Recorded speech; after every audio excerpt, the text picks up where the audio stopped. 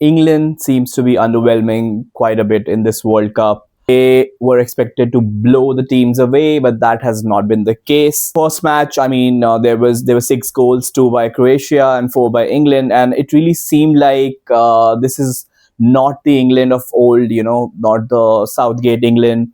There was attacking verve, and there seemed to be a hunger for goals. And after that, all of that seems to have mostly just disappeared. And it's quite concerning, and people are rightly quite concerned, especially after the 0-0 match against Ghana, where although England had a lot of chances, but none of those chances had a good quality end product at it.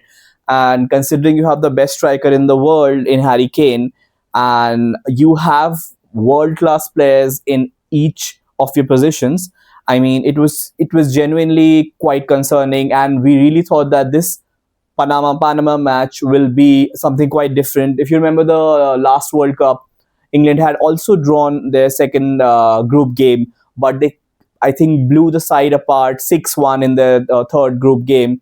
And that was what the expectation largely was, that England will score 5, 6, or 7 past Panama, and there will be a momentum, there will be this feel good factor, but that was not there. England had to really work hard against a very, very resolute Panama side who looked like they were here to play and not just frustrate England. They also had some pretty decent chances on the counter.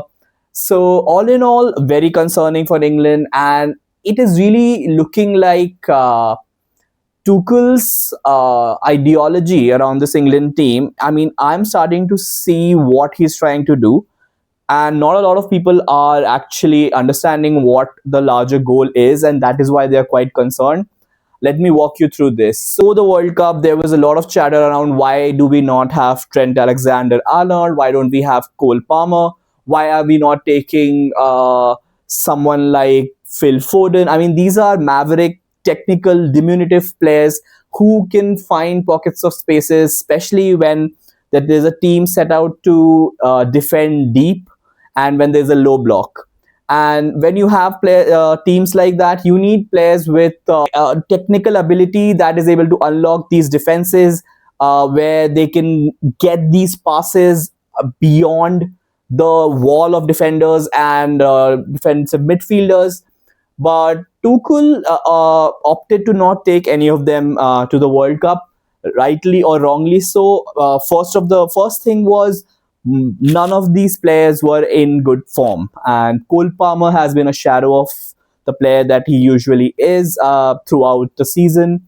And Phil Foden really didn't turn up throughout the Premier League season. Trent Alexander-Arnold did not have a good season with a good first season at Real Madrid. So, I can understand why they were not taken, but at the end of the day, they have the potential to change a game. And right now, it really seems like England is lacking for those maverick players that can completely change a match with one bit of skill, one penetrating pass, or something magical that happens. But let me tell you something, I don't think England needs it. England has always, in each of the World Cups, had players like these. They have been able to unlock certain defenses, especially against teams that defend in a low block against them. But the most important fact right here is England has never been able to win a World Cup with these magicians and mavericks. England, if they take someone like a Phil Foden or a Cole Palmer into the World Cup and then they go up against France, for example, France has everything England has, but more and better. If you have Phil Foden, they have Michael Olise. If you have if you take Cole Palmer, then they have Barcola, they have Doué, they have Ousmane Dembele. The list is endless. You cannot outmaneuver teams like France, Spain, who are filled with these technical playmaking geniuses at their own game.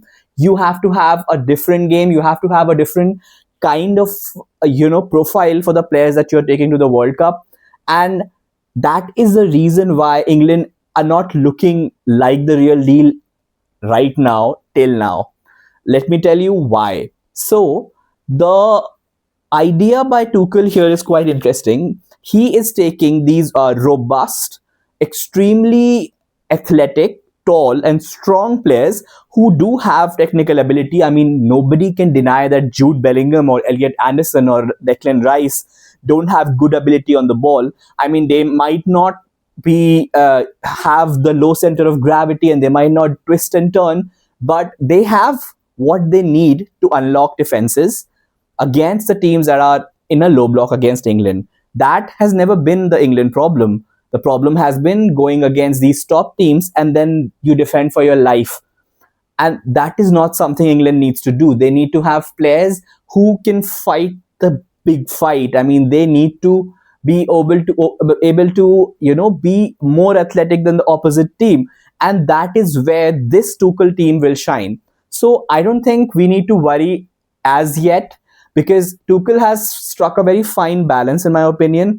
He has taken just the right amount of play. The players that he has taken have just the right amount of technical ability to be able to break these low blocks. So even in the DR Congo match, my prediction is it's going to be a terse, very tense affair, and England will win by probably 1 or 2 goals.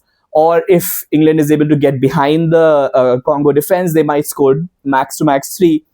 But the real time for England to shine will come after that, when teams like Argentina, Portugal, Spain, and France, when England has to play them, then we will realize the genius that, or it might not be. But as of now, I believe that he has just the right, correct game plan to succeed against the bigger team, and England just needs to get beyond these teams who will set up in a low block against them.